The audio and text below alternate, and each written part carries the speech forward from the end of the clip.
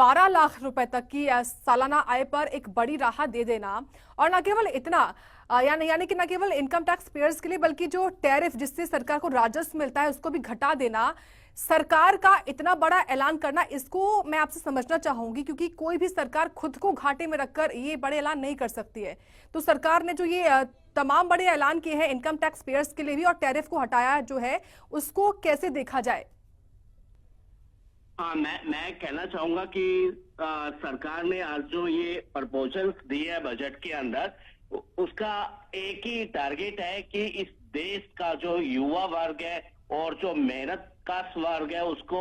Tax में रियायत मिले, ताकि वो देश के निर्माण के लिए, विकसित भारत के निर्माण के लिए और ज्यादा मेहनत करे और उस टारगेट को अचीव कर सके। एक पॉइंट में और भी कहना चाहूंगा कि इस देश के अंदर लगभग 150 करोड़ की पॉपुलेशन में से केवल 7 to 8 करोड़ लोग ही अपने टैक्स रिटर्न फाइल करते हैं, और उसमें से केवल 2 से 3 करोड़ लोग ही टैक्स की पेमेंट करते हैं। तो सरकार के माइंड में ये भी एक है कि हम अपना जो टैक्स नेट का दायरा है उसको बढ़ाया जाए। अगर टैक्स नेट का दायरा बढ़ेगा तो जो रिवेन्यू का लॉस यहाँ पर है, जो कि लगभग 1 लाख करोड़ रुपए की रिवेन्यू का लॉस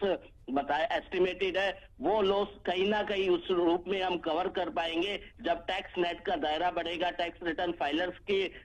संख्या बढ़ेगी और टैक्स पेबल जो पे कर रहे हैं लोगों का, उनके नंबर्स में इजाफा होगा। तो शॉर्ट टर्म में मैं मान सकता हूं कि सरकार के लिए रिवेन्यू लॉस हो सकता है, but in a longer term ये एक बेनिफिशियल होगा, इकोनॉमी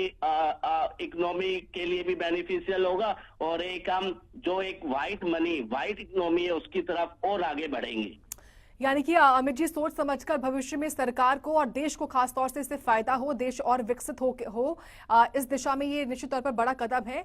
साथ ही साथ न केवल इनकम टैक्स पर लगातार हम चर्चा कर ही रहे हैं, मेडिकल क्षेत्र में भी जो आज कई बड़े ऐलान किए गए, जो गंभीर बीमारियां होती हैं, साथ ही कैंसर से जुड़ी हुई तमाम जो दवाएं हैं उन पर कस्टम ड्यूटी जो है वो नहीं लगाई जाएगी। साथ ही जो मेडिकल कॉलेजेस हैं वहां पर 75,000 जो सीटें हैं वो भी बढ़ाई जाएंगी। तो मेडिकल क्षेत्र को लेकर जो ऐलान किए गए हैं उनको भी आप जरा समझाइए। इसमें मैं कहना चाहूंगा कि हमने पहले के समय में देखा है कि जो भी आम लोगों की मुसीबतें रहती है या मेडिकल फैसिलिटीज रहती है, वो कहीं ना कहीं केवल स्पेसिफिक सेट ऑफ पीपल के लिए वो अवेलेबल थी, और जो आम और गरीब लोग हैं उन तक वो सुविधाएं नहीं मिल पाती थी, या फिर जो भी मेडिसिन की कॉस्ट है या मेडिकल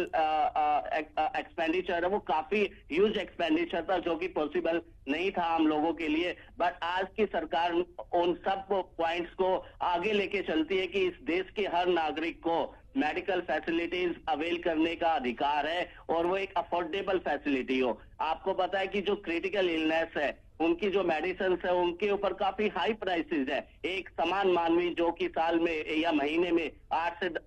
1 लाख रुपए पर मंथ कमा रहे, 1 से 1.5 लाख रुपए पर मंथ की इनकम है, उसके लिए मेडिकल को अफोर्ड करना इम्पॉसिबल होता जा रहा था। तो इस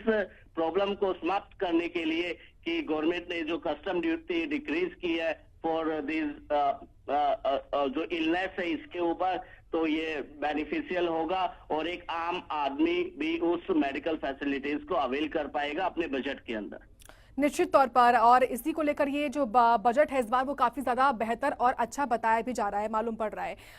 जिस तरीके से केंद्र सरकार का जो उद्देश्य रहा है ज्ञान पर काम करना, यानी कि गरीब वर्ग के लिए, युवा के लिए, अन्नदाता के लिए और महिलाओं के लिए, हर वर्ग के लिए इसमें आपने कई बड़े ऐलान देखे होंगे। तो आपसे मैं समझना चाहूंगी बारी बारी आप हर वर्ग से जुड़े हुए जो ऐलान किए गए हैं उनको जरा हमारे दर्शकों को आसान भाषा में समझा सकें।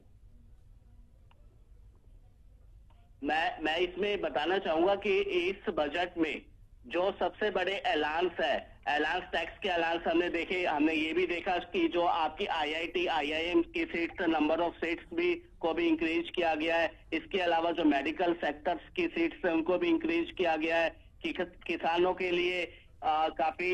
नए स्कीम्स को लॉन्च किया गया है। तो ये सब चीजें हैं जो कि हर वर्ग के लिए इम्पोर्टेंट है। अगर मैं पूरी जर्नी और डेवलपमेंट को लेके चलूं तो एग्रीकल्चरल के लिए काफी काम किया गया है। MSME जो कि इस कंट्री के लिए एक इकोनॉमी बूस्टर है, ऐसा MSME की डेफिनेशंस को रिवाइज किया गया है कि पहले जो एक पर्टिकुलर कैटेगरी है वहां लिमिट डबल कर दी गई है, ताकि जो गवर्नमेंट की वेरियस स्कीम है MSME के अंडर, उन स्कीम का बेनिफिट और ज्यादा एमएसएमई एंटिटीज को मिले, इन्वेस्टमेंट को प्रमोट किया गया है, एक्सपोर्ट को लेके भी काफी कुछ किया गया है। इसके अलावा इन एक 6 इयर्स के लिए मिशन भी लॉन्च किया गया है कि हमें आत्मनिर्भर बनना है इन पल्सेस, राइट। अगर पल्सेस में हम आत्मनिर्भर बनते हैं, जो इंडिया में न्यूट्रिशन की प्रॉब्लम्स है वो भी रिजोल्व हो जाएगा। इंडिया की रूरल इकोनॉमी को भी एक हमें हब बनाना है। जो डायरेक्ट बेनिफिट ट्रांसफर है, कैश ट्रांसफर है टू जो समाज के सबसे पिछड़े हुए वर्ग के लिए, उन तक को वो फैसिलिटीज दिया गया है। इसके अलावा क्रेडिट